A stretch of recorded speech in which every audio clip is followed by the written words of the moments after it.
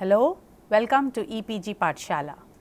Today we are going to study module 10 and that is speaking skills. After studying this module, you will be able to identify the two major aspects of speaking skill, enumerate the significance of speaking skill, understand the essentials of good speech, differentiate between written and spoken language, understand the nature and details of some speaking activities, understand the role of the teacher in development of oral skills. Speaking is the process of building and sharing meaning through the use of verbal and non-verbal symbols in a variety of contexts. Ben Jonson says, "Language most shows a man. Speak that I may know thee." When you speak, you use all the essentials of speaking: pronunciation, voice modulation, juncture, pause, stress. All these elements constitute good speaking. The moment you open your mouth and you communicate with others, you speak, people know what type of person you are. Speaking resembles good culture. It shows which culture you have come from, and therefore development of speaking skills is very, very important. Let us see what the speaking skill is and how it can be developed. Speaking is the process of building and sharing meaning through the use of verbal and non-verbal symbols in a variety of contexts. Speaking skills have two major components. First, there are motor perceptive skills, which are the means of perceiving, recalling, and articulating in the correct order the sounds and structure of a language. Second, there are the interaction skills, which help the learner to transfer his or her knowledge from a language learning situation to a language using situation. It involves knowing what to say, and how to establish and maintain contact with the other person. Generally, motor perceptive skills are developed at the primary level, where learners are put through various look and say exercises or pattern exercises. Usually, there is no context provided and learners develop these skills through repetition and choral drill. But concentration on the development of motor perceptive skills leads to problems as learners are not able to communicate well in real life situations. They are unable to use the language structures learned. Therefore, it is important that more emphasis is laid on interaction skills while learning a new language. Essentials of good speaking. Speaking involves pronunciation, juncture, stress, rhythm, and intonation. Pronunciation involves the way of producing the sounds of a language. For example, you will have a tear in your eye when your dress will tear. Here, please notice the spelling of tear and tear are the same, but the way you pronounce these words makes a difference. It is T-E-A-R, tear in your eye, and tear in your dress. So, tear and tear, same spelling but different pronunciations. One more example. When I say blood, it has double O-D, B-L-O-O-D, blood. When you say flood, it is F-L-O-O-D, flood. But blood and flood are not pronounced as food. So, when you say food, which has F-O-O-D, food, it is not pronounced as flood and blood. Therefore, pronunciation is very, very important. I could give you one more example which says H-O-W, how, but L-O-W is low. W-A-R is war and F-A-R is far. So, these are different words which have the same letters A-R, O-W, but however, the pronunciation with their consonants are different. Juncture is simply the presence or absence of a pause between utterances, words, or syllables that makes a difference to the meaning of what is spoken. For example, why would you go to school when you could work and earn money? Why? Why would you go to school when you could work and earn money? Give the listener time to understand your words. Emphasize one main word in a group of words. You could also say it with speed when you say, why would you go to school when you could work and earn money? It is so difficult to understand when you don't take a juncture, or that is the presence or absence of a pause between utterances. Juncture thus is very important when you are speaking for the person who is listening to you, so that he understands or he or she understands exactly how it is said. Then comes stress. Stress is the degree of force with which a sound or syllable is uttered. For example, when the same sentence when said differently produces different kinds of meaning. When I say, I asked you to buy me a bunch of red roses. I asked you to buy me a bunch of red roses. I asked you to buy me a bunch of red roses. I asked you to buy me a bunch of red roses. When I stress upon roses, when I stress upon red, when I stress upon buy, when I stress upon you, every time I put stress on a different word, it produces a different meaning. Therefore, stress is very important in communication.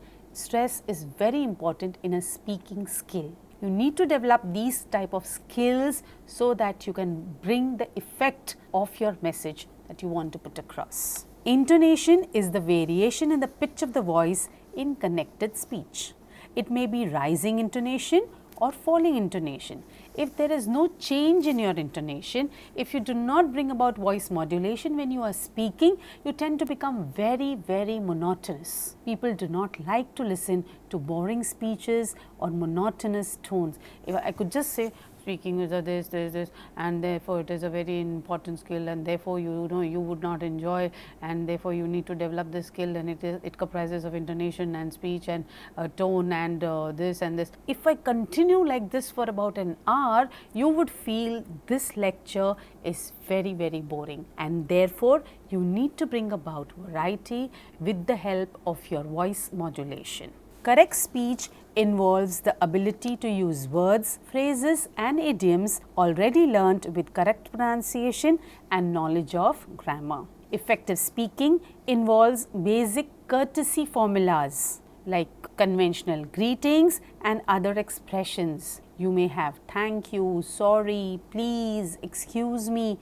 All these are courtesy formulas. The more you use them, the more cultured you look to be. Speaking involves acquiring fluency and accuracy of speech. Public speaking is an art which one needs to develop with practice. A person who can speak effectively can present himself beautifully in front of an audience. It is not the outer personality or your beauty or appearance. It is not how tall you are or how short you are, how fat you are or how thin you are that impresses somebody. But it is your speech, the way you communicate, your speaking skill that creates an impression on the person sitting in front of you, and you are able to communicate effectively. There are many differences between the features of speaking skill and writing skill. Let us have a look at some of them. Written and spoken language differs in many ways. However, some forms of writing are closer to speech than others, and vice versa. First, writing is usually permanent, and written text cannot usually be changed once they have been printed or written out. Speech is usually transient unless recorded, and speakers can correct themselves and change their utterances as they go along. A written text can communicate across time and space for as long as the particular language and writing system is still understood. Speech is usually used for immediate interactions. Written language tends to be more complex and intricate than speech with longer sentences and many subordinate clauses. The punctuation and layout of written texts also have no spoken equivalent. However, some forms of written language such as instant messages and email are closer to spoken language, because the language used in these emails and chats that you have on social media are very informal in nature, and therefore they are more close to spoken language rather than written text. Spoken language tends to be full of repetitions, incomplete sentences, corrections, and interruptions, with the exception of formal speeches and other scripted forms of speech such as news reports and scripts for plays and films. Writers receive no immediate feedback from their readers except in computer-based communication. Therefore, they cannot rely on context to clarify things, so there is more need to explain things clearly and unambiguously than in speech, except in written correspondence between people who know one another well. Speech, on the contrary, is usually a dynamic interaction between two or more people. Context and shared knowledge play a major role, so it is possible to leave much unsaid or indirectly implied. Writers can make use of punctuation, headings, layout, colors, and other graphical effects in their written texts. Such things are not available in speech. Speech can use timing, tone, volume, and timbre to add emotional content. Therefore, these elements of speech are very, very important. It is not at all necessary that those who are good writers will also be good speakers. At the same time, those who can speak very well need not have very good handwriting or need not have very good written language. Written material can be read repeatedly and closely analyzed, and notes can be made on the writing surface. Only recorded speech can be used in this way. Some grammatical constructions are only used in writing, as are some kinds of vocabulary such as some complex chemical and legal terms. Some types of vocabulary are used only or mainly in speech. These include slang expressions and tags like you know, like, etc. There are many different activities to improve speaking skills. These can be carried on with any age group of people, and speaking skill is one such type of skill which can be improved at any age level. However, it needs a lot of practice and rehearsals. So let us have a look at some of these activities like dramatization, role play, situational conversations, dialogues, etc. The first activity is discussion. The students may discuss on a topic to arrive at a conclusion, share ideas about an event, or find solutions in the discussion groups. Before the discussion, it is essential that the purpose of the discussion activity is set so that students do not spend their time chatting with each other about irrelevant things. For example, students can become involved in agree-disagree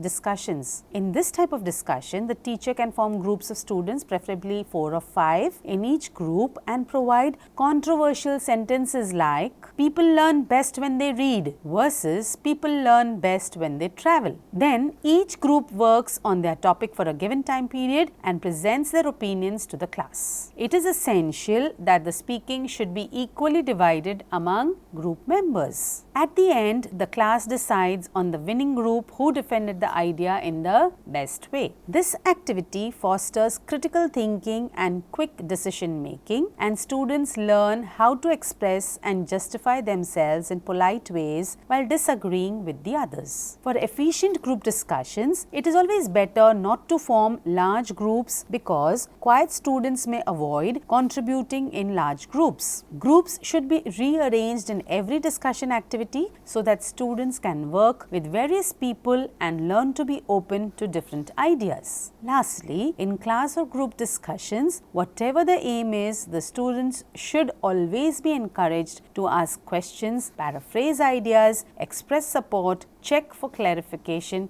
and so on. The second activity is the role play. Another way of getting students to speak is role playing. Students pretend they are in various social contexts and have a variety of social roles. In role play activities, the teacher gives information to the learners such as who they are and what they think or feel. Thus, the teacher can tell the students that you are David, you go to the doctor and tell him what happened last night, and the role continues. Here, the students may take up various roles. At an earlier age, the students may take up roles of a doctor, lawyer, teacher, anyone, whereas older students probably may be given certain sketches of social workers, politicians, wherein they are told about what type of character they have or what type of a person that is the role of whom they are going to play, and accordingly they will use gestures, expressions and the script that they are going to perform. Role play is a very effective method of teaching to speak well.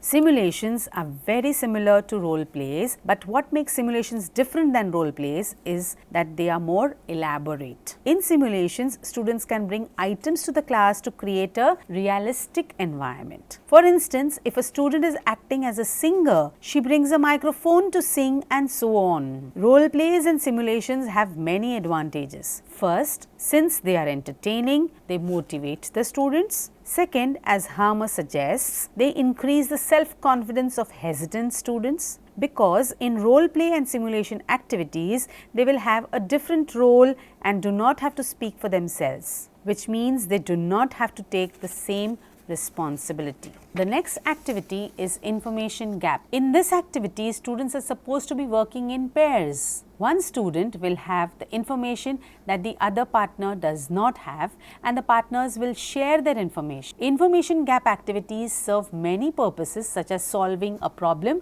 or collecting information. Also, each partner plays an important role because the task cannot be completed if the partners do not provide the information the others need. These activities are effective because everybody has the opportunity to talk extensively in the target language. Another activity to teach speaking skill is brainstorming. On a given topic, students can produce ideas in a limited time. Depending on the context, either individual or group brainstorming is effective, and learners generate ideas quickly and freely. The good characteristic of brainstorming is that the students are not criticized for their ideas, so students will be open to sharing new ideas. Storytelling is one more activity which enhances the speaking skill. Students can briefly summarize a tale or story they heard from somebody beforehand, or they may create their own stories to tell their classmates. Storytelling fosters creative thinking. It also helps students express ideas in the format of beginning, development and ending, including the characters and setting a story has to have.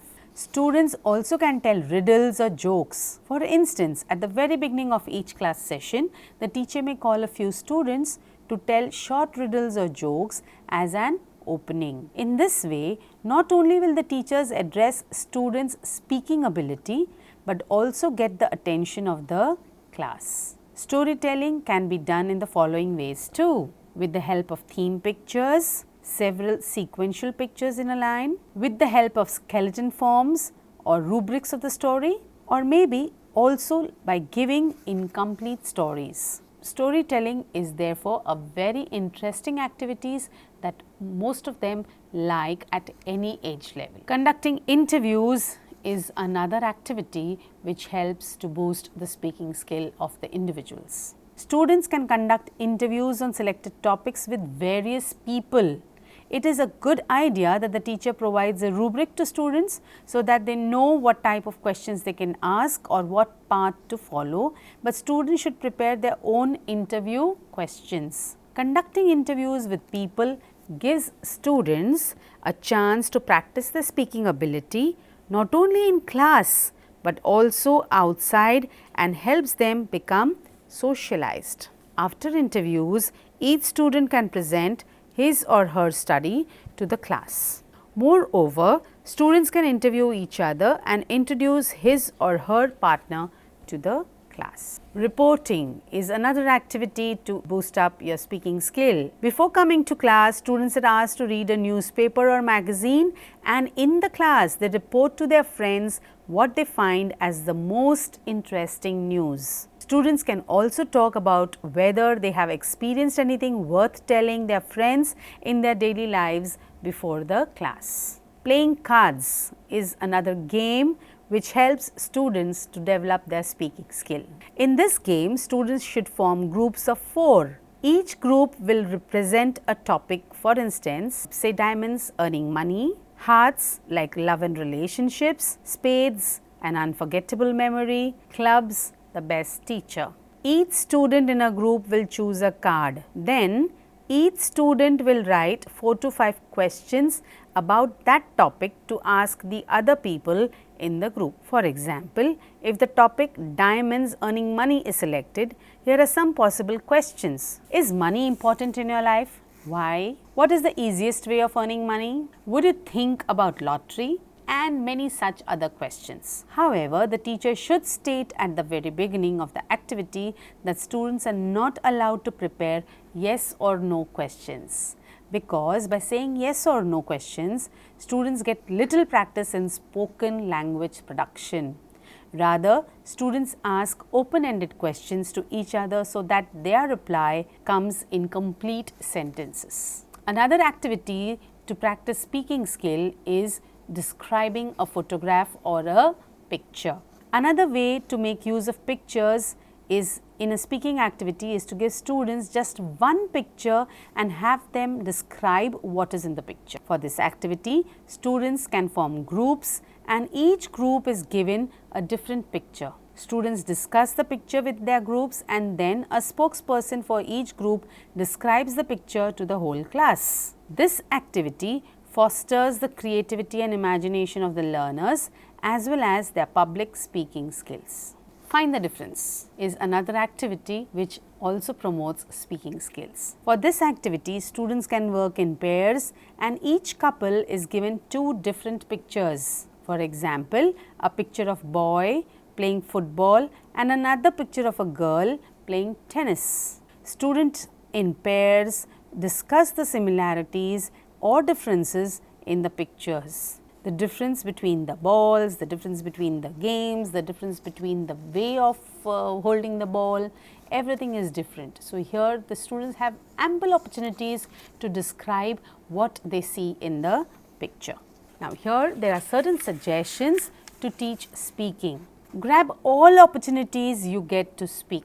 Work collaboratively on different tasks so that knowledge can be shared. Do not shy away from any speaking activity. Remember, you learn if you participate. Practice voice modulation, practice stress and juncture by loud reading, text with dialogues. It will help you to be a good orator. You may come across so many storybooks and novels. You must be reading them too. But perhaps you are doing it silently. Silent reading does not help much in speaking skill. It is the loud reading skill that helps you in developing your speaking components. Observe the postures and gestures of good orators and develop your own style of communication. Listen to news or programs in the language to be learnt. Take help of experts or friends who speak well. Gather vocabulary that you would need in speaking activities beforehand and practice pronouncing them correctly. Do not hesitate to check word meanings and pronunciation before you use any new words in your conversation or speech. Mistakes are bound to happen in the beginning. Don't worry. Take feedback and criticism, if any, very positively. Make friends with unknown people from different places and then converse with them on a regular basis. You will not be tempted to talk in your own language then. The more you speak, the faster you learn. That's all for this module now. Let us sum up in this way. To conclude, I would say speaking is a very important skill that each one of us must develop, because even if we do not have a very charming personality, outward personality, it is a speaking skill that impresses the others, and we are able to communicate our message effectively to others. Today, we have seen in this speaking skill, we have seen what are the activities that help us to develop our speaking skills, and also we have focused upon different components of good speaking like pronunciation, juncture, stress, rhythm and intonation. So, happy speaking and develop your speaking skills. Thank you.